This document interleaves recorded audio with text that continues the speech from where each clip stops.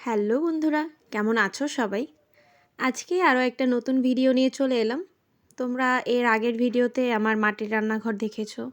আমার সেই নতুন রান্নাঘরে আজকে আমরা প্রথম রান্নাবান্না করে খেলাম। তো কি কি রান্না হলো তার কিছু ভিডিও তোমাদের সাথে আজকে শেয়ার করব। আর এই রান্নাঘরটা আমার খুব শখের, কারণ আমাদের বাড়িতে বেশিরভাগ তেমন একটা মাটির চুলোয় রান্না হয় না, গ্যাসেই রান্নাটা করা হয়। তো বাইরে এরকম একটা রান্নাঘর, মাটির চুলা, সব কিছু মিলে কিন্তু আমার এটা বেশ পছন্দের। আর শীত যেহেতু পড়েই যাচ্ছে, তো শীতের সময় কিন্তু বাইরে এরকম মাটির চুলোয় রান্না বান্না, পিঠে বানানো এগুলো কিন্তু বেশ ভালো লাগে। দেখো, মানুষ চাইলে পারে না এরকম কোনো কাজ নেই, চেষ্টা করলে কিন্তু মানুষ সব করতে পারে। তো তেমনই একটা ব্যাপার হচ্ছে এই রান্নাঘরটা আমরা বাইরের কোনো লোক না নিয়ে আমরা একেবারে নিজেরা করেছি।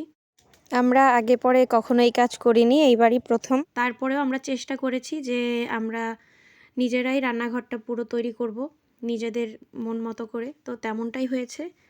তো এই কারণে তোমাদের সাথে আমি ভিডিওটা শেয়ার করেছিলাম। তো অনেকেই বলেছে যে হয়তো বাইরের লোক কাজ করেছে, আমরা সেটা দেখাইনি। তেমন কিছুই না, আমরা নিজেরাই পুরোটা তৈরি করেছি। দেখো, যদিও আমরা কেউ এই প্রফেশনের না, মানে আমাদের পেশা আলাদা, তারপরেও আমরা বাড়িতে সব রকম কাজ করি। আর আমাদের নতুন নতুন কাজের এক্সপেরিমেন্ট করতেও বেশ ভালো লাগে। করোনার সময় কিন্তু আমরা ধান লাগিয়েছিলাম। কাটার আগের মুহূর্তে জল এসে সব ডুবে গিয়েছিল। তবে ওটাও বিষয় না, নতুন নতুন কাজের একটা অভিজ্ঞতা থাকা কিন্তু বেশ ভালো। আমাদেরও ভালো লাগে, তো তেমনই একটা বিষয়। তো চলো তোমাদেরকে বলি আজকে আমাদের রান্নার মেনু কী কী ছিল। প্রথমে ছিল বড় মাছের ঝোল, তারপরে হচ্ছে মাছের মাথা দিয়ে মুগের ডাল, মানে মুড়িঘণ্ট যেটা। তারপরে ছিল হচ্ছে চীনা হাঁস, এটা আমাদের নিজেদের বাড়ির মাছও আমাদের। তো সব কিছু মিলে কিন্তু বেশ একটা পিকনিক পিকনিক একটা ভাব ছিল। আর বাড়ির সবাই মিলে খেয়েছি। দিনটা পুরো মানে খুবই ভালো কেটেছে আমাদের। আর একটু সমস্যা ছিল যে নতুন রান্নাঘর, মাটির যেহেতু সব কিছু পুরোপুরি শুকোয়নি। তবে চুলও কিন্তু বেশ ভালো জ্বলেছিল, সেই দিক থেকে কোনো সমস্যা হয়নি। আর ঘরটা হালকা একটু ফাটা ফাটা হয়ে গিয়েছিল, যেহেতু মাটির রান্নাঘর তোমরা অনেকেই জানো, মাটির সব কিছুই কিন্তু নতুন নতুন অবস্থায় একটু ফাটল ধরে। তো বারবার করে এটা লেপতে হয়। ওটা বিষয় না, আস্তে আস্তে ঠিক হয়ে যাবে। তোমাদের কার কার কাছে আমার মাটির রান্নাঘর কেমন লেগেছে আমাদের আহ, এখানে কমেন্টস করে জানাবে। ভিডিওটা ভালো লাগলে শেয়ার করে দিবে। তো সব মিলে কিন্তু আমাদের বেশ সারাদিনটা একটা পিকনিকের মতো ভাব ছিল।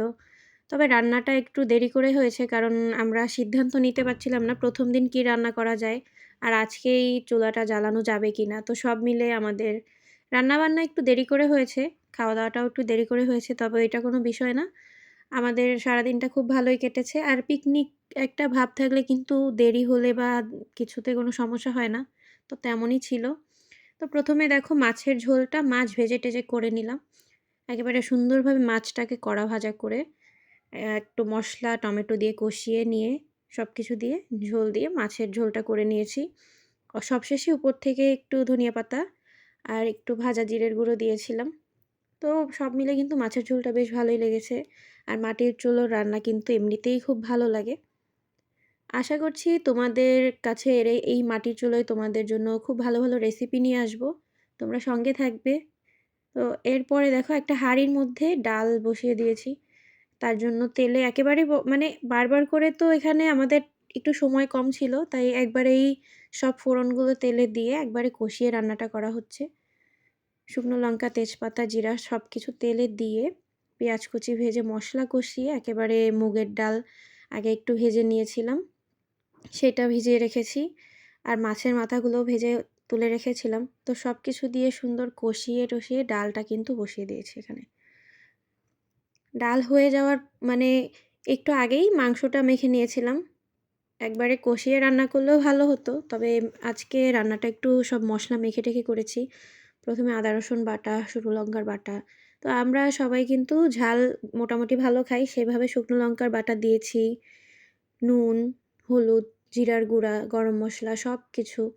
তেজপাতা গাছের, তাই একটু মানে সবুজগুলো তো গাছ থেকে ছিঁড়ে আনা হয়েছে মাত্রই। পেঁয়াজ কুচি সব কিছু কিন্তু একেবারে মেখে দিয়েছি। আর এখানে কিন্তু তেল একেবারে না দেওয়ার মতো দিয়েছিলাম, কারণ আমাদের এই হাঁসে কিন্তু অনেকটা তেল হয়েছে, তেল না দিলেও চলতো। তারপরেও হালকা একটু হাতে মেখে দিয়েছিলাম। এছাড়া কিন্তু আর বাড়তি কোনো তেল-টেল কিচ্ছু দিইনি। তো আজকে আমাদের রান্নাবান্নাটা একেবারেই সবকিছু আমরা ১ম দিন ভেবেছিলাম যে এই মাটির পাত্রে রান্নাটা করব। তবে ১ম দিন ভাবলাম যে কিছু হয় যদি বা মাটি অনেক সময় কিন্তু একটু পুড়িয়ে না নিলে ফাটল ধরে।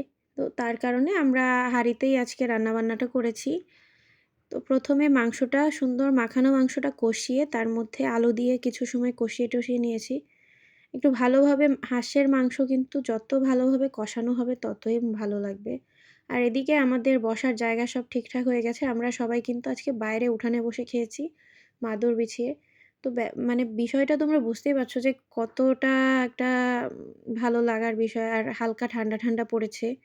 যদিও বাইরে একটু মশা ছিল বেশি। এখন মশাটা আস্তে, আস্তে কমে যাবে। তবে যাই বলো, আমাদের দিনটা ভালোই ছিল। এটাই অনেক। তো সবাইয়ের কাছে আমাদের রান্নাবান্নাটা কেমন লাগলো অবশ্যই কমেন্টস করে জানাবে। তোমরা যদি নতুন কোনো রেসিপি দেখতে চাও সেটাও কমেন্টস করবে। আর আমি তোমাদের জন্য এই শীতে সুন্দর, সুন্দর রেসিপি নিয়ে আসবো এই মাটির রান্নাঘরের। তো আগেই বলেছিলাম। তো আমরা তারপরে কিন্তু এরকম দেখো সবাই উঠোনে বসে খেয়েছি।